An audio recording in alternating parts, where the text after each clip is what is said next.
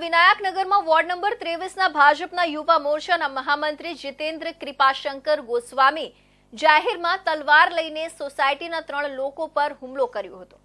કારણ માત્ર એટલું જ હતું કે નેતાના પાલતુ શ્વાને ગંદકી કરી હતી, જેને લઈને સોસાયટીમાં રહેતા 3 યુવકો નેતાને બોલવા આવ્યા હતા।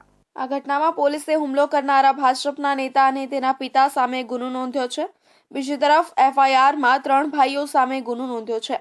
11મી જાન્યુઆરીએ બનેલા આ બનાવમાં યુવા મોરચાના મહામંત્રી જીતેન્દ્ર કૃપાશંકર અને તેના પિતાએ પણ સામેવાળા પર વળતો હુમલો કર્યો હતો, જેમાં સામેવાળાને પણ ઈજાઓ થઈ છે, જેના કારણે પોલીસે તેની ફરિયાદ આધારે ભાજપ યુવા મોરચાના મહામંત્રી જીતેન્દ્ર કૃપાશંકર ગોસ્વામી અને તેના પિતા કૃપાશંકર જયશ્રી પ્રસાદ ગોસ્વામીની સામે ગુનો દાખલ કરાયો છે।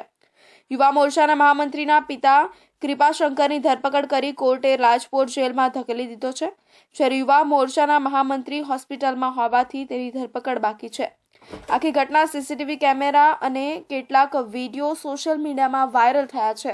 ગઈ તારીખ 13 જાન્યુઆરી 2025ના રોજ પાંડેસરા વિનાયકનગર શ્રી ગણેશ પાણીના પ્લોટ પાસે રૂમ નંબર 208-209 માં 210 માં એક બનાવ બનેલ જાહેરમાં, જેમાં 2 પક્ષો સામસામે મારામારી કરતા નજર પડેલ, જે મતલબના બંને ફરિયાદીઓએ ફરિયાદ આપતા પાંડેસરા પોલીસ સ્ટેશન ખાતે 200/2025થી ગુનો દાખલ કરવામાં આવે છે, તેમજ 201/2025થી બીજો ગુનો દાખલ કરવામાં આવેલો છે, જેમાં એક ગુનામાં ફરિયાદી છે જીતેન્દ્ર પ્રસાદ, જેમાં સચિન, સૂર્યબાણ અને રોહિત આરોપીઓ છે, જેમણે એક મહિલાની છેડતી કરેલ હોવાનું તથા માર મારેલાનું જણાઈ આવે છે।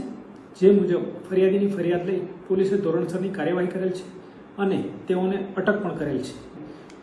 કૃપાશંકર તેમજ જીતેન્દ્ર નાવના આરોપી હોય તેઓની પણ કૃપાશંકરની ધરપકડ કરવામાં આવી છે, તેમજ જીતેન્દ્ર હાલ સારવાર હેઠળ હોય તેની ધરપકડ કરવાની બાકી છે। ભાજપ યુવા મોરચા મહામંત્રીના જીતેન્દ્ર ગોસ્વામીએ જણાવ્યું હતું કે મારા પિતા શ્વાનને બહાર ફરવા માટે લઈ ગયા હતા, ત્યારે રસ્તામાં શ્વાને ટોયલેટ કરતા આરોપીએ સફાઈ કરવા કહ્યું હતું। મારા પિતાએ સફાઈ કરી આપવાનું પણ કહ્યું હતું, છતાંય 3 જણાએ મારા માતા પિતા પર હુમલો કરી દીધો હતો। માતા પિતાને બચાવવા ગયેલી બહેને પણ આરોપીએ માર માર્યો હતો। મારી બહેનને આંખના નીચેના ભાગે પણ ગંભીર ઈજા થઈ છે।